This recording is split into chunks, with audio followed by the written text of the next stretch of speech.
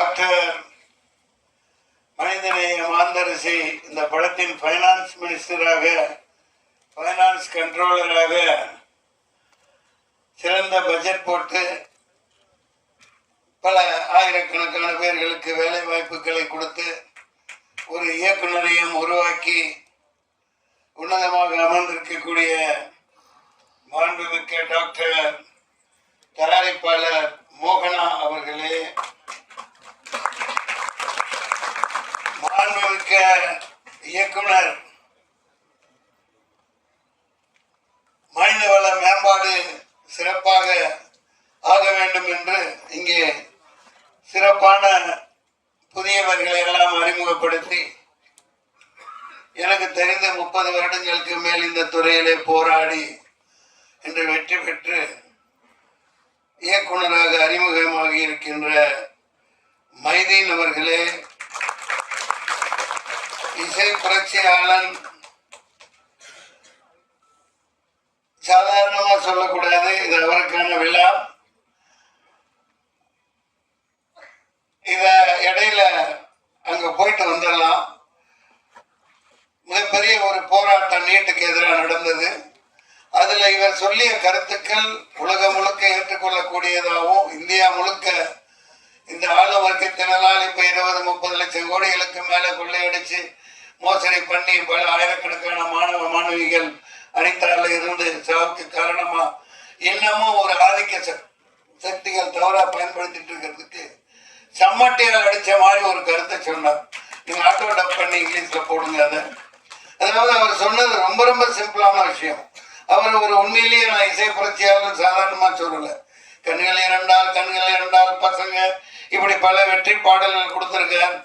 தைப்பொங்கல் அந்த பாடலையும் ஆடியோக்கவும் செஞ்சீங்க இல்லையா?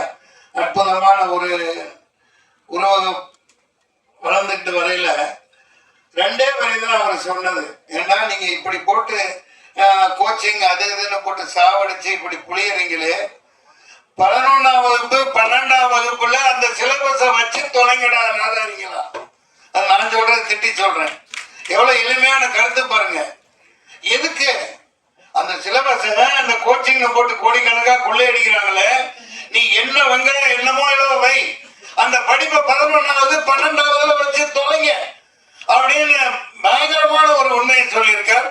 அவர் பல அரசியல்வாதிகளுக்கு முன்னோட்டியா நெத்தி போட்டுல அடிச்ச மாதிரி ஒரு இதை பண்ணி இருக்காரு. அதற்காக ரெட் சாலிட் மிஸ்டர் ஜேம்ஸ் சொன்னார். நீங்க சைன் பண்ணீங்க, முக்கியமான சீன் எது நடிக்கிறீங்களோ அதை எடுக்கிறீங்கன்னா என்ன கேட்காம நீங்க எடுக்க கூடாதுன்னு அக்ரிமெண்ட் போடுங்கன்னு சொன்னார். இதெல்லாம் எந்த அளவுக்கு சாத்தியம்? நான் நடிச்சு எத்தனையோ கேப்டன் போல 25 அடி தூக்கி போட்டிருக்காங்க. ஆனா அவருக்கு கால் தூசுக்கு ஈடாக மாட்டாங்க. எதனாலதான் படங்கள் நிக்குது? மலையாள படங்கள் ஏன் நிக்குது? இப்ப இவங்க நிக்கிறாங்க, மலையாள படத்தை பாராட்டுறோம், தலையில தூக்கி வச்சு கொண்டாடுறோம். எல்லா கேரக்டர் நீ என் கேரக்டர் ஒண்ணு கொடுக்க வேணாம், ஒரு வெங்காயம் நான் ஒன்று பிச்சை எடுக்கிறவனா கிடையாது. ஈட்டடிப்பு ஏன் பண்ற? அந்த என்ன மறைச்சிட்டு நீ பெரிய ஆளா, நான் தான் உண்மையான கருப்பு, நான் தான் கருப்பு, கருப்பை வருவான். மக்கள் சொல்லுவாங்க நேரி அந்த சாட்டை போடுங்க சார், நான் கஷ்டப்பட்டது எங்க ஆடினேன் சார், காணாம் சார், யூடியூப்ல போடுறேன்னு சொன்னாங்க சார். அதுக்கப்புறம் யூடியூப்லயும் போடல. அந்த பர்டிகுலர் நான் நினைச்சது நான் ஆடினதை அது 2 நிமிஷம் சாப்பிட்டா இருக்கலாம், 4 நிமிஷமா இருக்கலாம். சூர்யா சார் விக்ரமத்தில் 5 நிமிஷம் தான் வந்தாரு. அந்த பிரசன்ஸ் ஆடியன்ஸ் எல்லாத்துக்கும் இருக்காங்கல்ல சார்.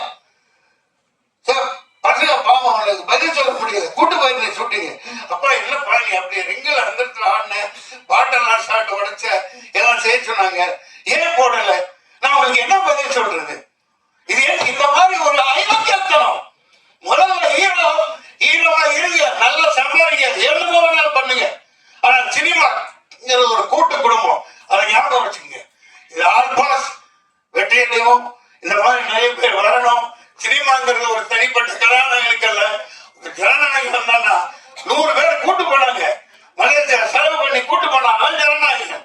இங்க நடக்கிற மதுரைக்கு கூட்டு போல யாரும் என் இடத்துல நான் எட்டி பரவாயில்ல. தவிர ஒரு பொண்ணு அவர் கூட ஆடு படத்தில் நடிக்கிறது, இவர் கோட்டு போட்டுக்கிட்டு ஆடுறாரு. அதே நீ நல்லா ஆடு, நல்லா ஆடு, ஆனா என்னை எதுக்கு போட்ட? ஏன் இப்படி இருட்டடிப்பு பண்ண? ஏன் பயம்? 2 நிமிஷம் சாப்பிட்டா இருக்கட்டும், 4 நிமிஷமா இருக்கட்டும், நீ போட்டு காட்டு, மக்கள் பார்த்துக்கோங்க. பேர் வரும். அந்த மாதிரி பதில் கொடுக்க மாட்டேங்கிறாங்க. தெரிஞ்சு நீங்க என்ன விசாரிக்க வேண்டியா? இதுதான் அதிகமான நோட் பண்ணுங்க. சும்மா காலரா போட்டுட்டு போறதுக்கு நல்லா இருப்பார், நல்லா போடும், நல்லா இருந்தா படத்தை பார்ப்பான். ஒவ்வொருத்த கண்டிப்பா காட்டு. இந்த பிரசாந்த் எவ்வளவு கஷ்டப்பட்டு போட்டிருப்பாரு, எப்படி பேர் வாங்கியிருப்பாரு. அவர் உழைப்ப சொல்ல நான் மறைச்ச சும்மா இருப்பாரா? மக்கள் இருக்காங்க, சொல்லியிருக்கேன் பாருங்க. உடனே இது வச்சிருக்காங்க, அந்த ஐடி விங் வச்சுக்கிறாங்க. இவங்களுக்கு வேலை கொடுக்குறானுங்களோ இல்லையோ, கீழே போய் எழுவானுங்க. நீ உன் பையன் பைத்திருக்கிற நாராயணிங்களா, இன்னமோ காலேஜ் பையன் கொடுத்துருக்கான்னு சாப்பிட்டுருக்கான். அது இன்னமும் சொல்லிட்டு இருக்காயா, நான் என்ன நல்ல வேலை செஞ்சாலும் கீழே போய் உன் பையன் கஞ்சாடிப்பா தெரியாதா? இப்படி ஒரு அறிவுப்படுத்த சனி நாட்டில் சுத்திட்டு இருக்கு. அவங்களுக்கு அதுதான் வேலை. பெட்ரோல் கழுவ மாட்டாங்க, அதை சொல்லிக்கிட்டே இருப்பாங்க. குரங்குக்கு போட்டு போடுற மாதிரி. ஆல்பாஸ் அற்புதமான பெயர். இனிமேல் இங்கே விளம்பரம் என்று கொடுத்தார், விளம்பரம் என்று கொடுத்தார். ஒவ்வொரு தொழில்நுட்ப கலைஞனும் மரியாதை செய்யப்படணும். ஒவ்வொரு தொழில்நுட்ப கலைஞனும் தினத்தன்னைக்கு தினகரன், ஒவ்வொரு விளம்பர மீடியா எல்லாத்துக்கும் நான் சொல்லிக்கிறேன். இது என்னுடைய உத்தரவு, என்னுடைய கட்டளை, என் சாசனம். ஒவ்வொரு தொழில்நுட்ப கலைஞருக்கு பேர ஈட்டடிப்பு பண்ணாத அனைவருக்கும் பகிர்ந்து கொடுத்துன ஈரவாவாடு. நன்றி, வணக்கம், வாழ்த்துக்கள்.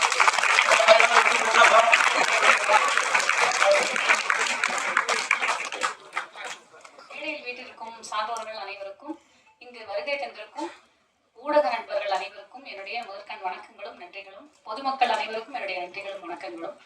ஊடக நண்பர்கள் உங்க எல்லாருக்குமே தெரியும், சமீபத்துல நடந்த டபுள் ஆக்குபன்சி, அப்புறம் நூறுசாமி, ஜிடிஎன் பட விழாவில் என்னால கலந்துக்க முடியல. அதுக்கு காரணமும் நீங்க தான்.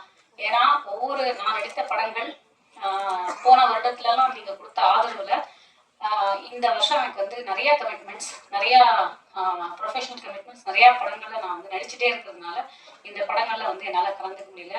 அதனால தொடர்ந்து எனக்கு மட்டும் இல்ல, இங்க இருக்கக்கூடிய அனைவருக்கும் நீங்கள் கொடுத்து கொண்டிருக்கக்கூடிய ஆதரவு, சின்ன படங்கள் பெரிய படங்கள் இல்லாம அனைத்து படங்களுக்கும் தொடர்ந்து நீங்க கொடுக்குற ஆதரவுனால தான் நாங்கெல்லாம் இன்னைக்கு இருக்கோம்.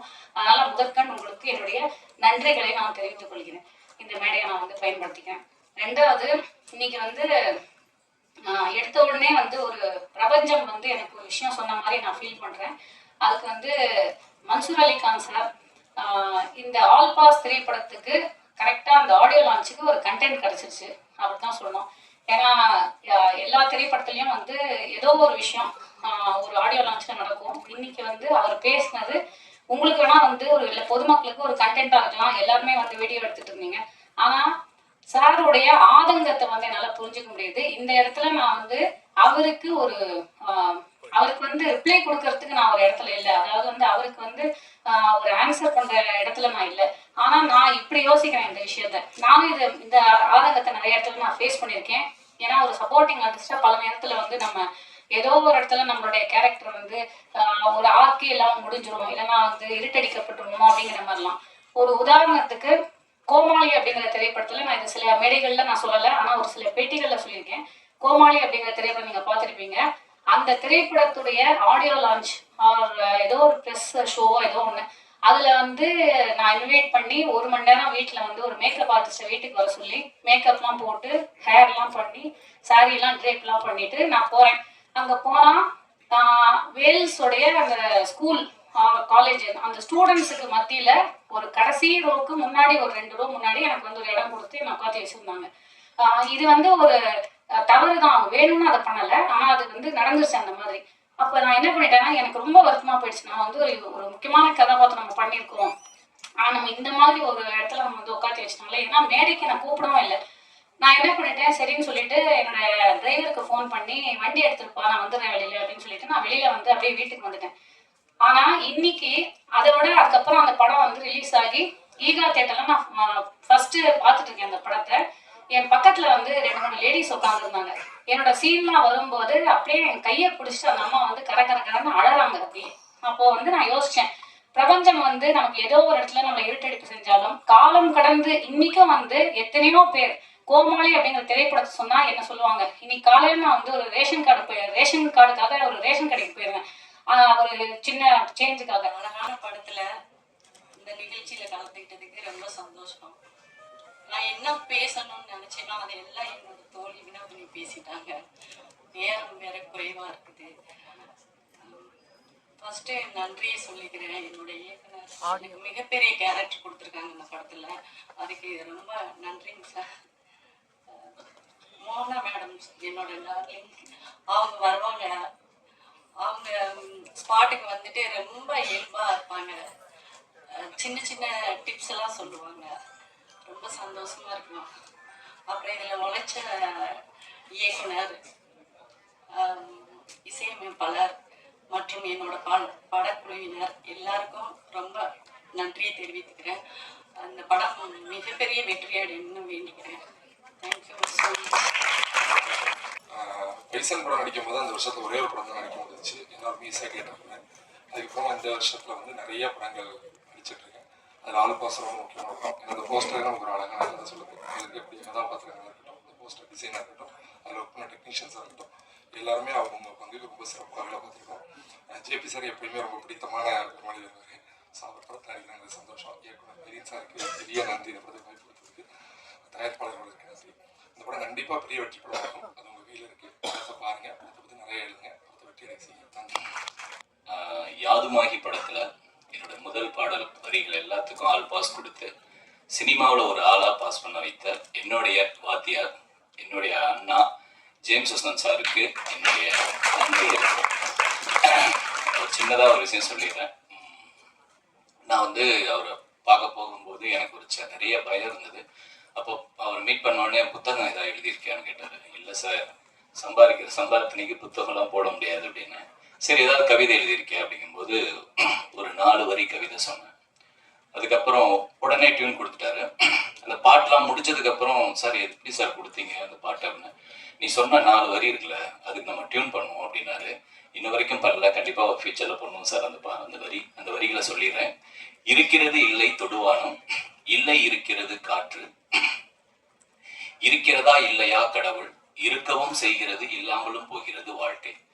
ரொம்ப ஹாப்பி சார். ரொம்ப பதிவு பண்றதுதான் ரொம்ப சந்தோஷம் சார். அதுக்கப்புறம் முதல் பாடல் வெளியாகவே இல்லை. ஒரு வாரத்துல எனக்கு கால் பண்ணி ஒரு ஃபோக் சாங் கொடுத்தாரு. அது வேற ஒரு படம், வெட்டாட்டம்னு வந்த ஒரு படம், ஆனா அது ஈசான்ல வந்தது.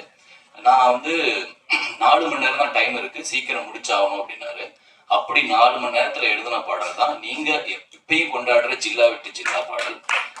சார், இன்ன வரைக்கும் அந்த பாடலை தாண்டி நான் ஒரு பாட்டு எழுதுவேனான்னு எனக்கு தெரியல சார். அப்படி ஒரு பாடலை கொடுத்ததுக்கு பெரிய நன்றி.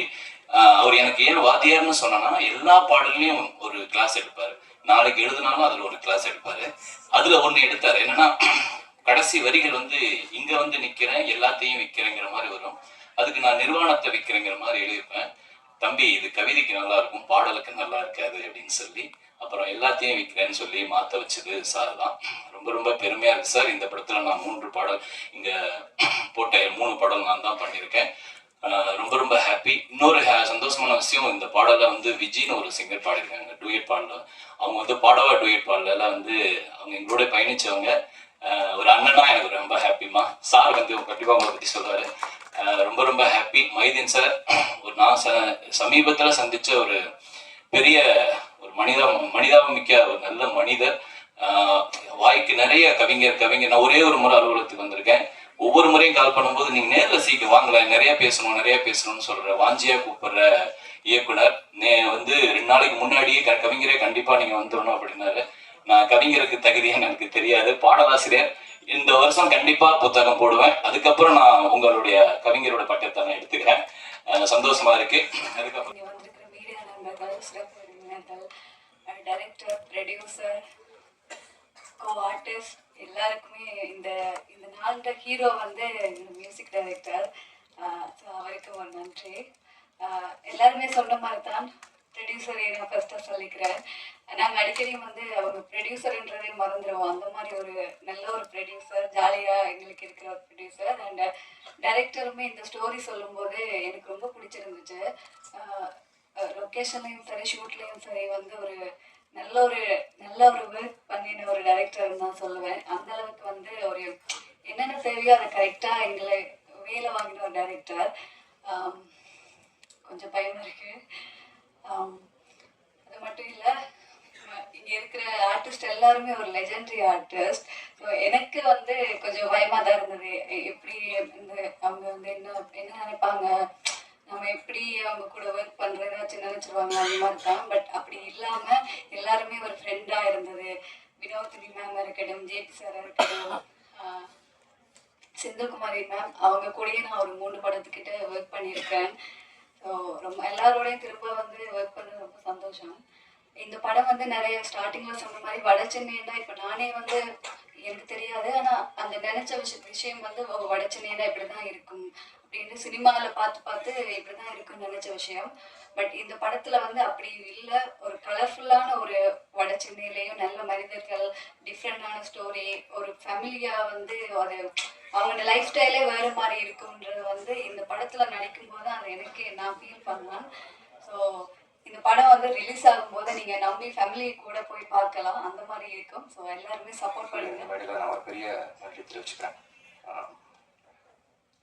அண்ட் இப்போ வரைக்கும் 2010லேருந்து இப்போ 2026 வரைக்கும் நான் இண்டஸ்ட்ரியில் இருக்க என்னை சப்போர்ட் பண்ணி நான் கேட்ட எல்லா உதவிகளுக்கும் சப்போர்ட்டுக்கும் எங்கள் அப்பாவுக்கு நான் ஒரு பெரிய நன்றி சொல்கிறேன். ஏன்னா இது வரைக்கும் என்ன இஸ் குக்கிங்காக எனக்கு ஆல்வேஸ் சப்போர்ட் ஃப்ரம் அப்பா and family. Last cameraman Sithilraj sir and MS Rao சாரும் பண்ணியிருக்காரு. வடச்சென்னை வந்து எப்பவுமே ஒரு வயலன்ஸாக தான் காமிச்சிருப்பாங்க. டைரக்டர் சார் ஒரு டோட்டலான ஒரு டிஃப்ரெண்டான ஒரு விஷன் காமிச்சாரு. அந்த ரியாலிட்டியாக எடுத்துகிட்டு வரணும்னா தில்ராஜ் சார் தான் காமிச்சிருக்காரு. ரொம்ப அற்புதமாக, ரொம்ப அழகாக வடச்சென்னையை காமிச்சிருக்காரு. எங்களை எல்லாரையும் ரொம்ப அழகாக காமிச்சிருக்காரு ஃப்ரேமில். ஸோ அவருக்கு ஒரு பெரிய நன்றி. அண்ட் மீடியா ஃப்ரெண்ட்ஸ், நீங்கள் தான் படத்தை சப்போர்ட் பண்ணி எங்களை மாதிரி ஆர்டிஸ்ட்டை இன்னொரு அடுத்த ஸ்டேஜ்க்கு எடுத்துகிட்டு போனோம். ஸோ படத்தை கண்டிப்பாக நீங்கள் பார்த்துட்டு உங்களுக்கு எல்லாருக்கும் பிடிக்கும்னு எனக்கு ஒரு நம்பிக்கை இருக்குது. ஸோ சப்போர்ட் பண்ணுங்கள். அண்ட் ட்ரெய்லர் அண்ட் சாங்ஸ் நீங்கள் வந்து ட்ரெண்ட் மியூசிக்கில் நீங்கள் பார்க்கலாம். அதோட நான் முடிச்சுக்கிறேன். நன்றி, வணக்கம். வந்திருக்கும் அனைவருக்கும் வணக்கம். சிறப்பு விருந்தினர்களுக்கு நன்றியை தெரிவிச்சுக்கிறேன். எல்லாத்துக்கும் மேலே நீங்கள் கிட்டத்தட்ட 3வது ஷோவில் இருக்கிறீங்கன்னு நினைக்கிறேன். ஸ்கூல் பிள்ளைங்க கூட காலைல வந்தால் ஈவினிங் போயிடுவாங்க. நீங்கள் காலையில் வந்து 2 படத்தை பார்த்துட்டு அதுக்கப்புறம் இவ்வளோ பொறுமையாக எங்களுக்கு ஆதரவாக இருக்கிறீங்க. மிகப்பெரிய நன்றி, ரொம்ப பணிவான நன்றி. அது எவ்வளோ சிரமம்னு எனக்கு தெரியும். ஒரு தேட்டருக்குள்ளே நீங்கள் இவ்வளோ நேரம் இருந்துக்கிட்டே இருக்கிறீங்க. அது கொஞ்சம் கூட முகசுலிக்காமல் எங்களுக்கு இன்னும் ஆதரவு கொடுத்துட்ருக்கீங்க. ரொம்ப ரொம்ப நன்றி. இந்த படத்தில் நான் எல்லாரையும் டைரக்டர் செலக்ட் பண்ணியிருப்பாரு. நான் வந்து வாலண்டியராக வண்டியில் ஏறினேன்னு நினைக்கிறேன். ஏன்னா அவர் வீட்டில் வந்து கதை சொல்ல வந்தப்போ என் சன்னு கேட்டு தான் வந்தார். பட் முழுமையாக கதை சொன்னார். நான் எல்லாருமே கேட்டுருந்தேன், இது யார் பண்ணாங்க, அது யார் பண்ணாங்கன்னு. எல்லாமே சொல்லிட்டாரு. இந்த அழகர் கேரக்டர் யாருன்னு பண்ணாங்க, அதுதான் எனக்கு தெரியல, இன்னும் அப்படியே ஃபைனலைஸ் பண்ணாமல் இருக்கிறோம் அப்படியா அப்படின்னு. ஏன்னா எனக்கு ரொம்ப பிடிச்சிருந்தது கேரக்டர். சரி, ரைட், ஓகே. ஏன்னா நானும் போய் கேட்கக்கூடாது, நான் பண்ணுறேன், எனக்கு பிடிச்சிருந்தது ஆனால் அந்த கேரக்டர். அப்புறம் அவர் சொன்னார், நீங்களாம் பண்ண நல்லா இருக்கணும், பட் பண்ணுவீங்களான்னு தெரியல, ஏன் பண்ண மாட்டேன் அப்படின்னு. பண்ணுவீங்களா அப்படின்னு. இது என்ன ரொம்ப போச்சு, நடிகை தானே வந்திருக்கிறோம், கண்டிப்பாக பண்ணுறாங்கன்னு. ரொம்ப அழகான ஒரு இயல்பான படமாக எடுத்திருக்கிறேன். நான் கேட்ட கதை நான் டப் பண்ணும்போது நான் பார்க்கும்போது எங்கேயுமே அது மாறுபடவே இல்லை.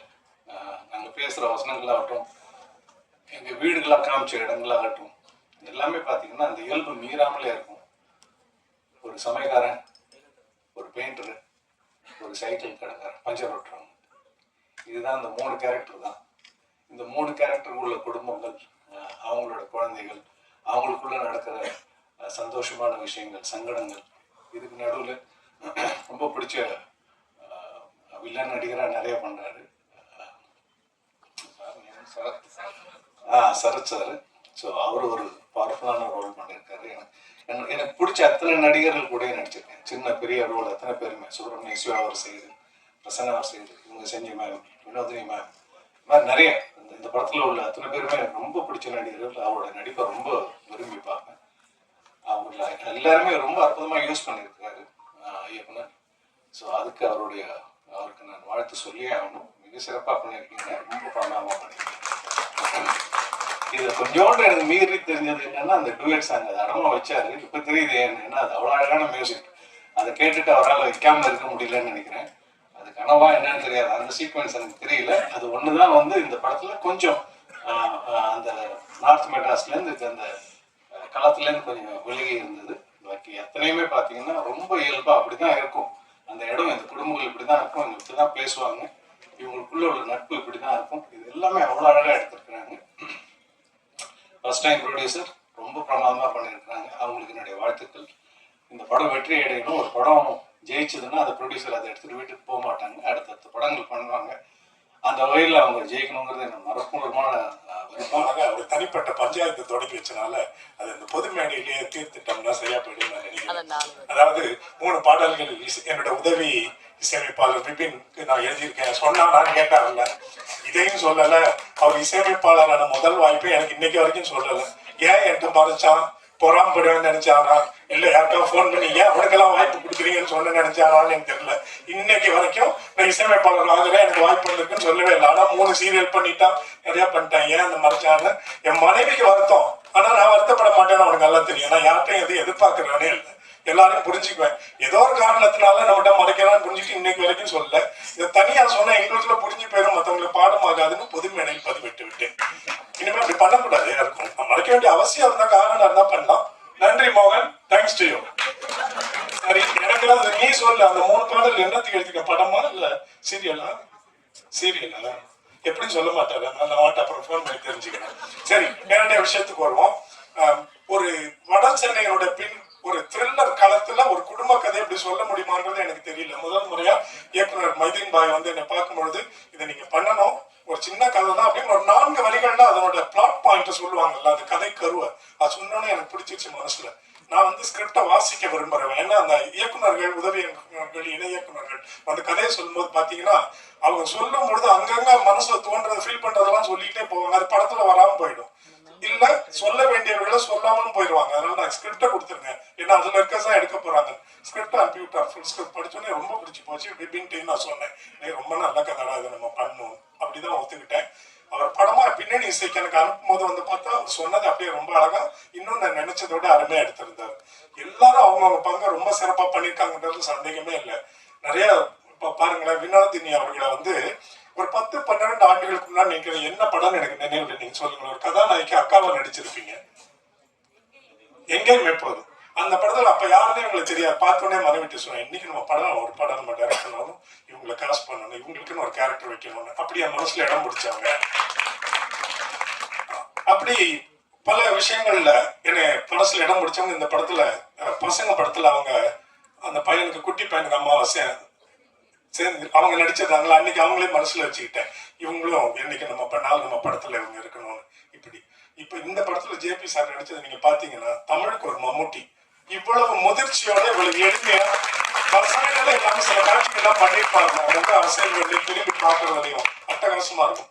இப்ப நான் வந்து எந்த படத்தை பார்த்தாலும் அதை நான் இசையமைப்பாளர் இருந்தாலும் சரி, நான் டைரக்ட் பண்ண அடுத்த வர வெளியே வர படமா இருந்தாலும் சரி, ஐ வில் பி ஷேம்லெஸ். நானே கிரிட்டிசைஸ் பண்றதுக்கு எந்த படத்தை பார்த்தாலும் முதல்ல ரசிகனை பார்ப்பேன். அப்ப இந்த படத்துல பாக்குறோம்ல, அப்ப என்ன உணர்வு வருதுன்னா, என் மனைவி ஒண்ணு அந்த படத்தை பார்க்கல, நான் மொத்தமா எல்லாரும் பாக்குற ப்ரிவியூவை பாக்குற துண்டுலாம் பார்க்க விருப்பம் இல்லைன்ட்டாங்க. அப்ப நான் என்ன சொல்லுவேன்னா, எந்த படத்தை பார்த்தாலும் ஒரு சலிப்போடு வரல, இதை அப்படி பண்ணிருக்க கூடாது, இது என்ன ஏன் இப்படி எடுக்கிறாங்க, இவ்வளவு வயலன்ஸ் இல்ல, இது ரொம்ப போரியா, ஏன் திரும்ப திரும்ப இதே இப்படி எல்லாம் எதையோ ஆளுக்கு ஒரு கோணத்துல ஒரு படத்தை பார்த்து புலம்பிக்கிட்டே வெளியில வருவோம்ல. நான் சொல்றேன் பாருங்க, இதை நீங்க புரிஞ்சுக்குவீங்க. ஆல் பாஸ் படத்தை பார்த்துட்டு வெளியே வரும்போது ஒருத்தர் கூட ஒரு சின்ன விஷயத்த கூட சலிச்சுக்காம வெளியே வருவீங்க.